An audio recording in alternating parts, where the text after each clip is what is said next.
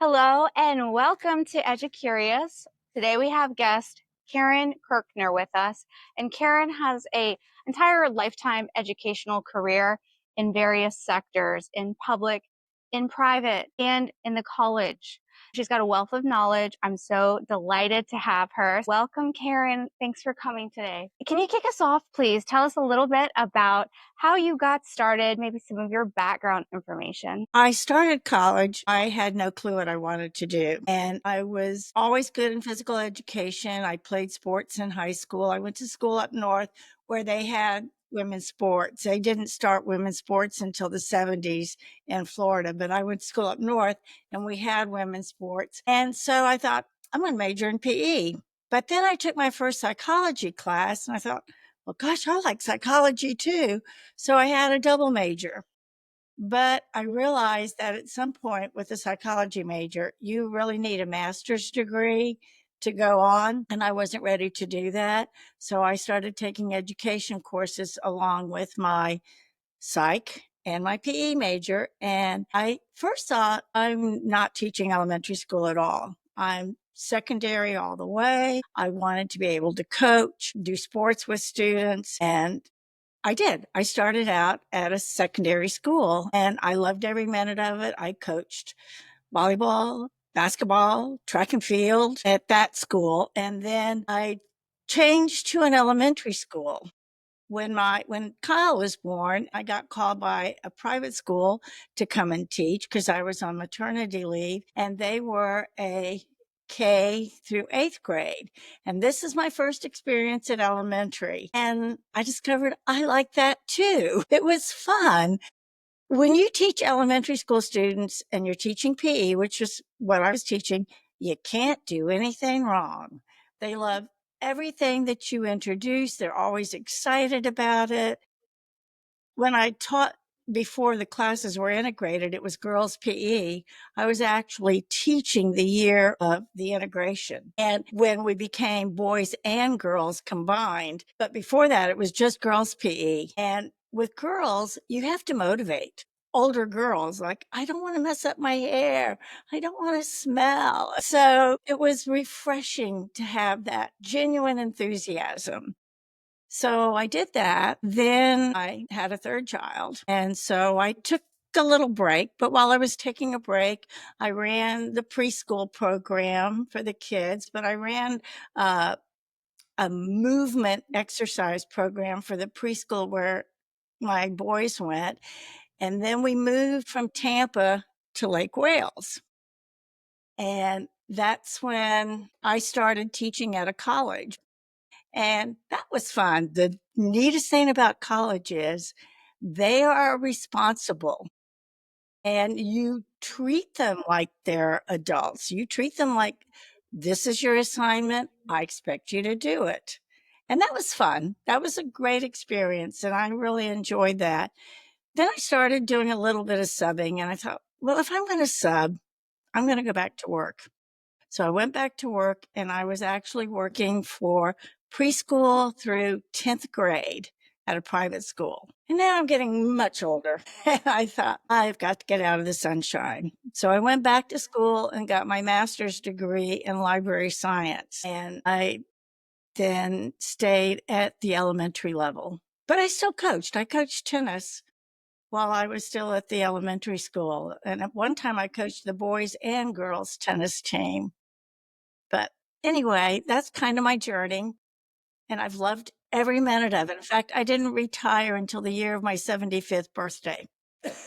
And now I've seen you back in business doing some substitute teaching, which I find that to be a gift to us because you have this wealth of knowledge and then you're coming back and you're able to just plug right in and not miss a beat. So, what do you think about it now that you've got your career, you've had your experiences, and now coming back as a sub? There's been that little bit of time. What do you think about subbing, the system? Do you have some things you wish you were more prepared for or would like to tell us about? It's only been 1 year that I was out of the classroom.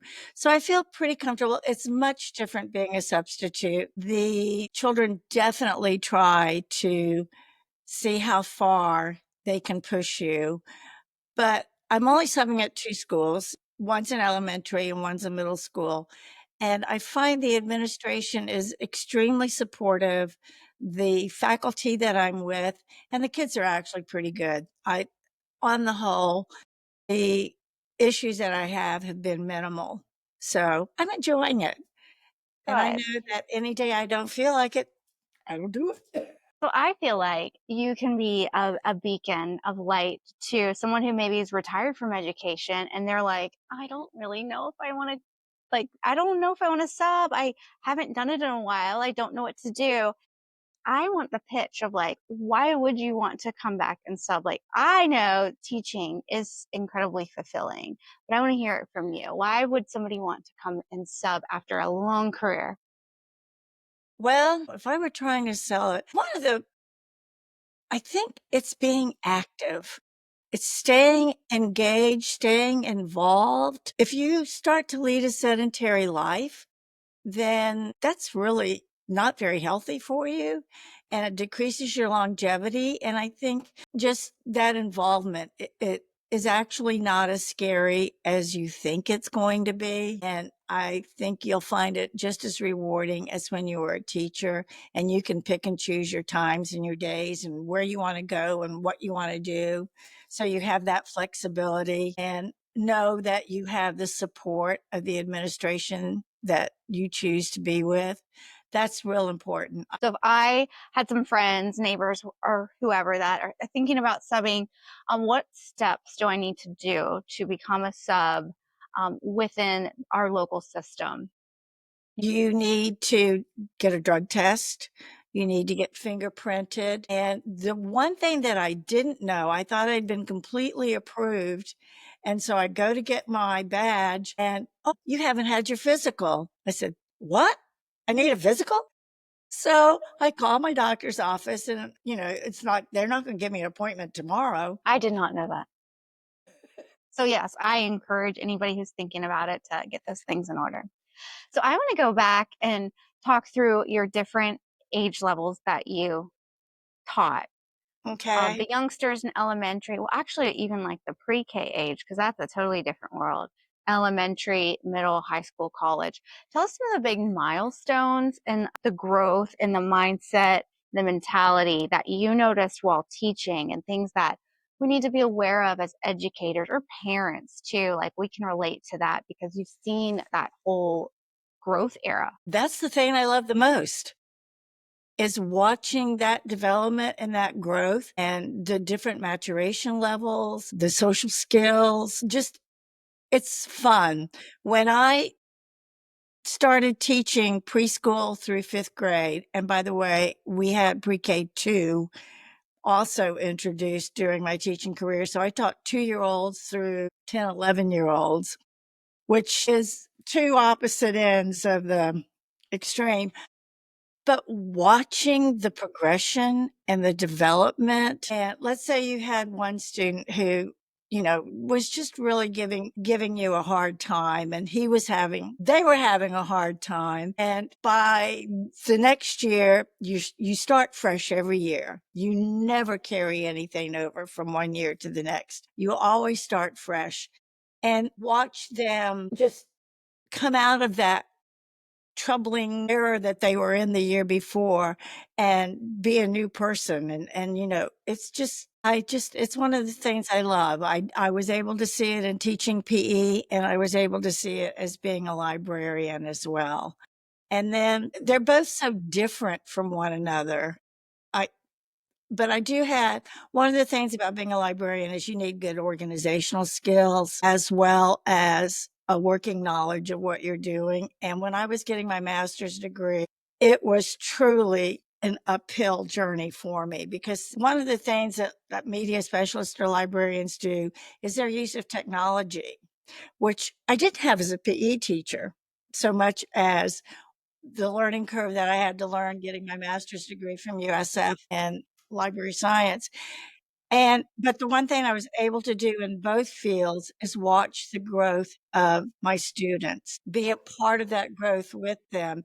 And also, I firmly believe in establishing bonds and relationships with their parents as well. I would have different activities that parents like we would have different programs. Like in PE, we would have a dancing program that I would encourage parents to come and watch. In library, I had a strong curriculum, and I would have my third graders do a biography project, and then they would dress up as their person and come, and parents were invited and they would present. I did the Lincoln Douglas debate in fifth grade, fourth grade as well, and they loved debating. And then we would have a big debate and we would invite other classes to come in and parents to come in. We did for Florida history, I had what's called a biography bottle, and everybody would have somebody related to Florida, and they would create a bottle and then a PowerPoint and present that. So my library class just wasn't checking out a book and leaving. I started a book club for my older students, and I did that during my lunchtime, and they loved it. They could hardly wait to, I only did it for fifth grade, and they could hardly wait to come into fifth grade to be a part of the book club. And then it got so popular, I had to have two book clubs. And I had a boys' book club and a girls' book club. And I literally had almost 80% of the students participated in my book club. And we ate lunch together and we talked about the books. So, in your opinion, like, what do you like the best? Do you like the outside active PE classroom, or do you like the media center classroom environment? So when I decided to give up PE, which I loved, I literally spent a year, that whole last year of teaching PE, saying goodbye to each one of my units because I loved it.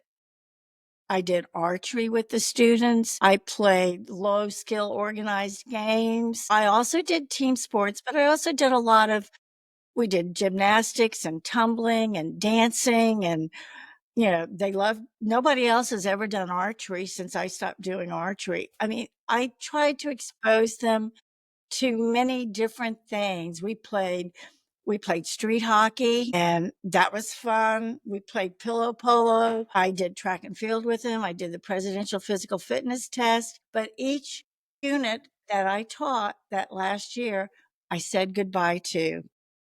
So I was ready to start my next journey. You mentioned exposing students to things they might not normally get to do, like archery or different clubs and organizations.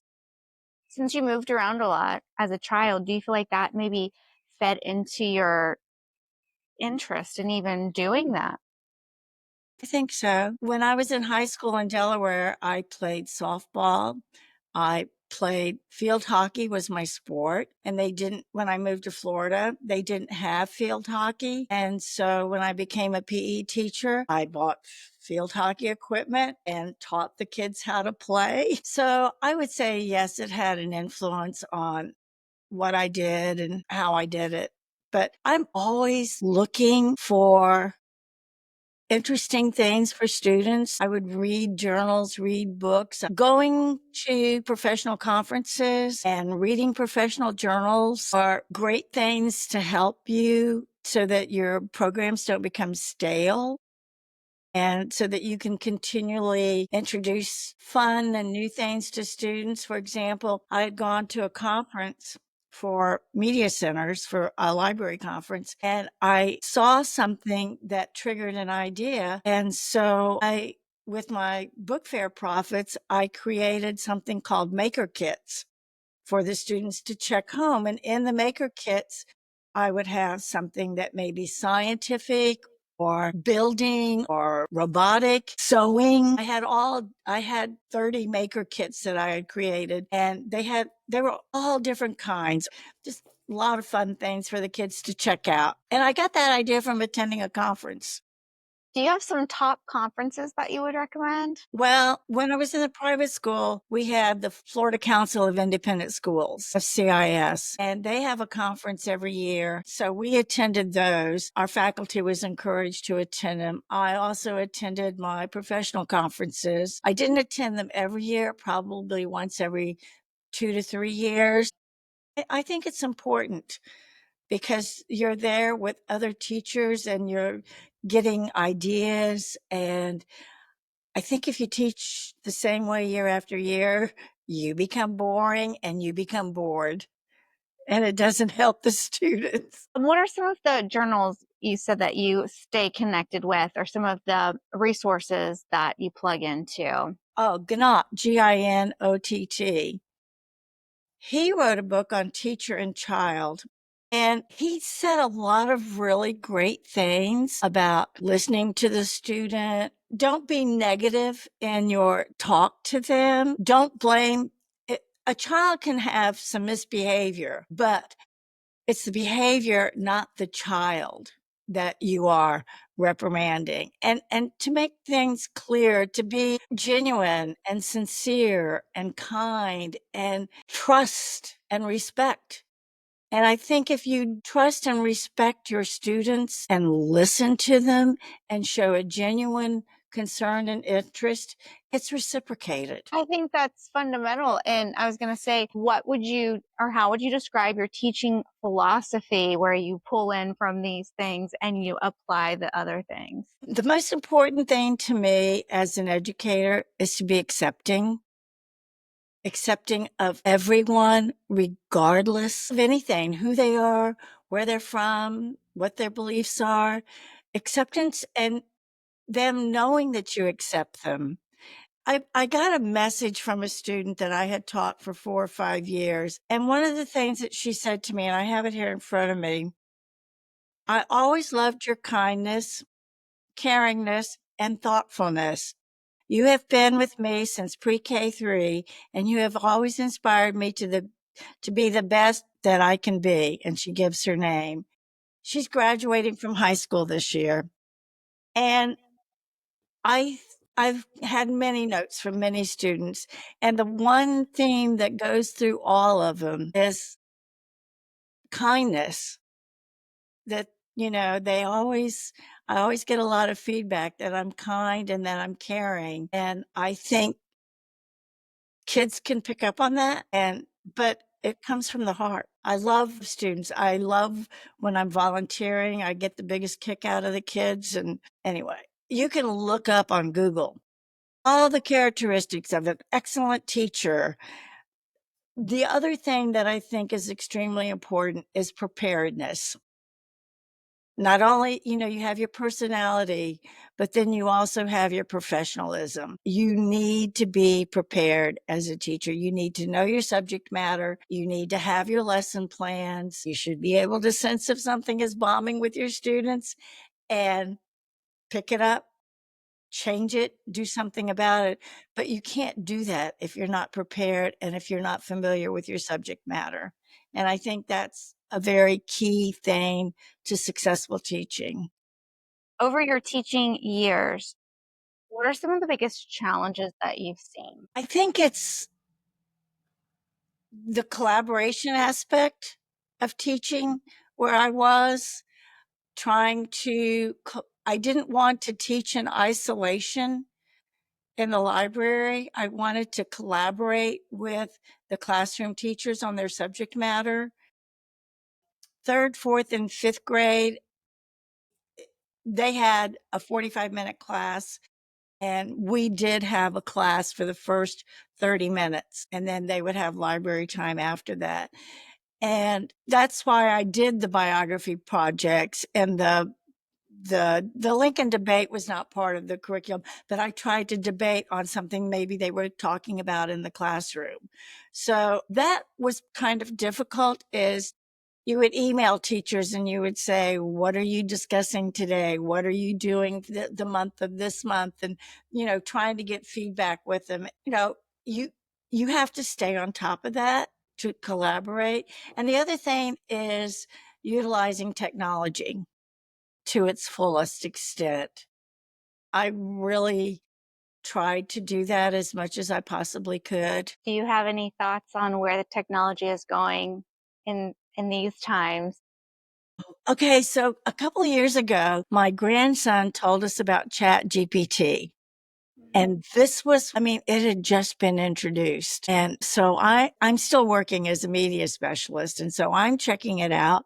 My husband's checking it out. We're all looking at Chat GPT. And so I send an email to the administration at my school and the other librarian at the school and saying, hey, check this out. This is the newest technology that's out. And I've watched, like, they've done a 60 minutes documentary on it, and college professors have talked about its use and where they're going with it and what they think about it. There's so many tools out there now to help educators make sure that there's not the plagiarism, because that was another thing as a media specialist that we worked on citations. We did the MLA format at the time, but now I understand most colleges are going to the APA format.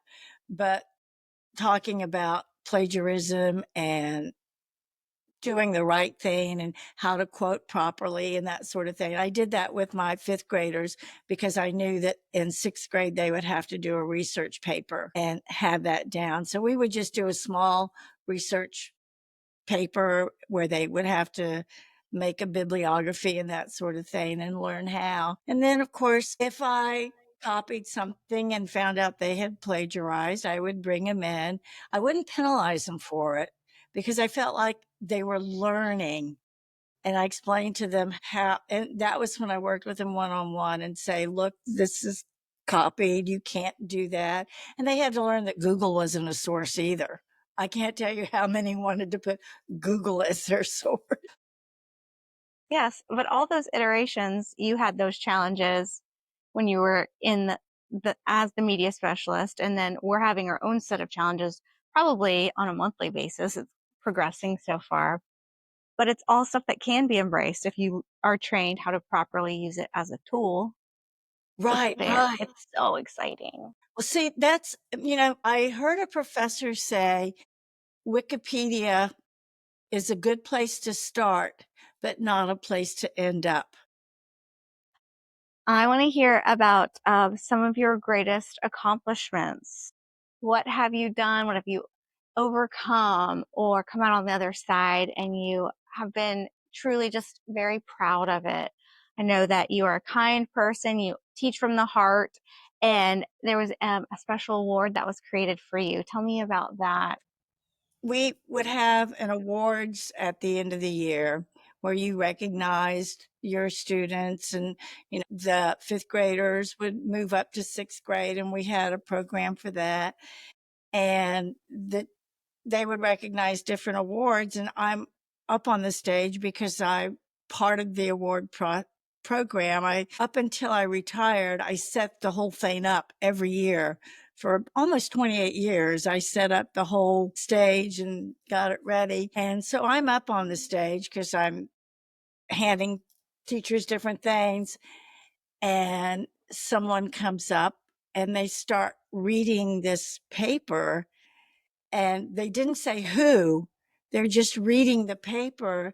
And they said, and this award goes to Karen Kirkner. And I'm like, the tears just start to flow because I never in my wildest dreams expected anything like that. And it's an ongoing award, and it's a monetary award that's given to one teacher every year at the school where I worked. And it has my name attached to it, and it's called the Spirit of the Heart. And it was very touching. But I'll tell you one other thing that was a major accomplishment for me. I had a student who wanted to play chess, and we did not have a chess club. And I had played at chess because my oldest son plays chess. And he helped me learn a little bit about the game, but I was never felt competent enough to organize a chess club. But there was an interest. So I went to my head of school and I said, can I start a chess club? And she said, sure. So I started a chess club, and my first little chess club had 20 children in it, and I charged them a fee, and then I paid someone to come in who knew chess. And so for the first couple of years, I paid a chess master to come in and teach the kids. Of course, I'm learning too. And then I finally felt comfortable enough to take over the chess. I did it for about 22 years. We started entering then Polk Scholastic Chess, which has between 600 and 700 players. Went from not knowing the game to having a team out of 300 people, 300, their divisions, age group divisions, and I had a team that took first place. They placed many years, but not often first. A lot of times got third, but and once in a while second, but that was our first time to place first, and I couldn't be more proud of the students. And that was optional. They did not have to participate in Polk Scholastic because my chess club had about 70 kids in it, but I only had about 25 playing tournament chess. What other things have warmed your heart? And it could be like student letters, like you had as an example, or awards, or just moments that just took your breath away. Something happens every day that warms your heart when you're teaching, when you have so many classes come through the day, you're just constantly rewarded. You get pictures. Even when I substitute, I get letters from the kids that I'm only in there for one day, maybe two, and I get little letters from students, you're my favorite, or I love you, or different notes. Like they do that in elementary school a lot. But just saying, Miss Kirkner, that was the best book I've ever read, that you recommend a good book for them. Or another thing that I did in the library is I had discovered Lego story building. And you take Legos and you create and build a story, and then the students would share the stories, and then I would take pictures of them, and just the excitement of students learning. And it's just fun. I can't think of any one particular moment because every day was a blessing. What advice do you have to somebody who's considering education as a career or vocation? Since that was initially the last thing I ever wanted to do, as a senior in high school, if you told me I was going to be a teacher, and not only a teacher, but a teacher for 47 years, I would have said, you've got to be kidding me. So my advice is look at it, give it a chance, because you may find it's the best thing you've ever done. And the rewards are daily and endless. I never ever thought this is a career, and it is. I wouldn't trade it. It's satisfying. And I feel like it is a service work. Like you give and you get something every day. I totally agree with you. It's a very rewarding, a challenging career. It's not always easy. We have our ups and downs in the educational profession, and support is very important, both parental and administrative. If you have a supporting administration, you can be pretty boundless. And then also the support of your community and your parents.